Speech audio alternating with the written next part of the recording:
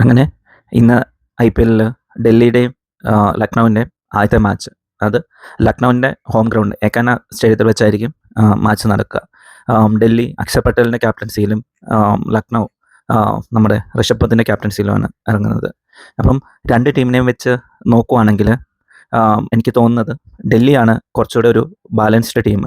പിന്നെ ലക്നൗവിൻ്റെ ഒരു സ്ട്രെങ്ത് എന്ന് പറയുന്നത് അവരുടെ കഴിഞ്ഞ വർഷത്തെ തന്നെ ഒരു ഓപ്പണിംഗ് പാർട്ണർഷിപ്പ് നിർത്തുവാണെങ്കിൽ ആ ഒരു ഓപ്പണിംഗ് പാർട്ണർഷിപ്പ് ആയിരിക്കും അവരുടെ ഏറ്റവും വലിയൊരു പ്ലസ് പോയിന്റ്.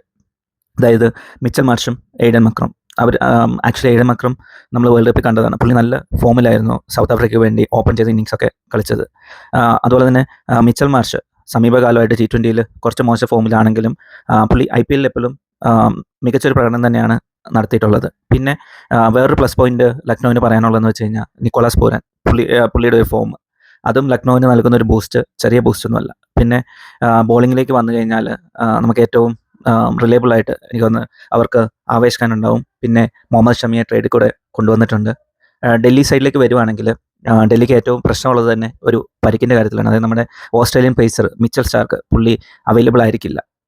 പകരം എനിക്ക് തോന്നുന്ന ദുഷ്മൻ ചമീരി ആയിരിക്കും മിക്കവാറും ഒരു ഓവർസീസ് ഓപ്ഷനായിട്ട് ഡൽഹിക്ക് വേണ്ടി കളിക്കുക.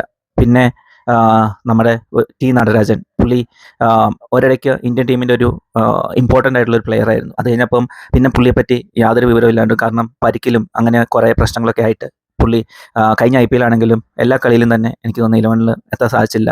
കളിച്ച കളികളിലൊന്നും പുള്ളി അത്രയ്ക്ക് ഫോമിലുമല്ലായിരുന്നു. DC ഏറ്റവും കൂടുതലൊരു ഇമ്പാക്റ്റ് ആയിട്ടൊരു പ്ലെയർ ഇന്നത്തെ കളിയിലൊരു പ്ലെയർ എന്ന് എനിക്ക് തോന്നുന്നത് വെച്ച് കഴിഞ്ഞാൽ നിതീഷ് റാണയാണ്. കാരണം പുള്ളി ഇതിന് മുന്നുള്ള ഡൊമസ്റ്റിക് സീസണിലെല്ലാം നല്ല കൺസിസ്റ്റൻ്റ് ആയിട്ട് കളിച്ചിട്ട് തന്നെയാണ് ഇപ്പം IPL വരുന്നത്. അപ്പം അതുകൊണ്ട് തന്നെ നമുക്ക് പുള്ളി നല്ലൊരു പ്രകടനം കാണിക്കുമെന്നാണ്, പുള്ളി നന്നായിട്ട് കളിക്കുമെന്ന് തന്നെയാണ് ഞാൻ എക്സ്പെക്റ്റ് ചെയ്യുന്നത്. പിന്നെ ക്യാപ്റ്റൻ അക്ഷർ പട്ടേൽ, നമുക്ക് സംശയമൊന്നുമില്ല, പുള്ളിയുടെ വേൾഡ് കപ്പിലെ ബോളിംഗ് ആണെങ്കിലും പുള്ളിക്ക് അവസരം കിട്ടുന്ന സമയത്തെല്ലാം ബാറ്റിംഗ് ആണെങ്കിലും പുള്ളി നന്നായിട്ട് തന്നെ അത് കൈകാര്യം ചെയ്യുന്നുണ്ട്. DC ഓപ്പണിംഗ് പെയർ മിക്കവാറും ലോകേഷ് രാഹുലും പത്തും നിസംഗയുടെ ആയിരിക്കും ഓപ്പണിംഗ് ഇറങ്ങുക. അത് കഴിഞ്ഞ് പിന്നെ ബാക്കി വിപ്രാജ് നിഗം, പുള്ളിയെപ്പറ്റിയാണ് നമുക്ക് വേറെ എടുത്ത് പറയേണ്ട ഒരാൾ. കഴിഞ്ഞ സീസണിലെ ഒരു കണ്ടെത്തൽ തന്നെ നമുക്ക് വേണമെങ്കിൽ പറയാൻ പറ്റും. പുള്ളി നല്ല അക്ഷർ പട്ടേലിനെ പോലെ തന്നെ മികച്ചൊരു ഓൾറൗണ്ടറാണ്. പുള്ളി ബോളിങ്ങിനെക്കാട്ടിലും കൂടുതൽ എനിക്ക് തോന്നുന്നത് ബാറ്റിങ്ങിലാണ് ഇച്ചിരി ബാലൻസ്ഡ് ആയിട്ട് പുള്ളിയുടെ കളി കണ്ടപ്പോൾ ഫീൽ ചെയ്തത്. അപ്പം മൊത്തത്തിൽ നോക്കിക്കഴിഞ്ഞാൽ ലക്നൗവിൻ്റെ ഒരു ഹോം ഗ്രൗണ്ടിലാണ് കളി നടക്കുന്നുണ്ടെങ്കിൽ പോലും എൻ്റെ ഒരു അഭിപ്രായത്തിൽ ഇന്ന് ഡൽഹി തന്നെ ജയിക്കുമെന്നാണ് എനിക്ക് തോന്നുന്നത്. ഒന്ന്, അക്ഷർ പട്ടേലിൻ്റെ ഒരു എക്സ്പീരിയൻസ്ഡ് ആയിട്ടുള്ളൊരു ക്യാപ്റ്റൻസി, പിന്നെ അവർക്ക് അവൈലബിൾ ആയിട്ടുള്ളൊരു പ്ലെയർ പൂള്, രണ്ടും അവർക്ക് നൽകുന്നൊരു അഡ്വാൻറ്റേജ് ലക്നൗവിനെക്കാട്ടിലും കുറച്ച് മേലെയാണ്.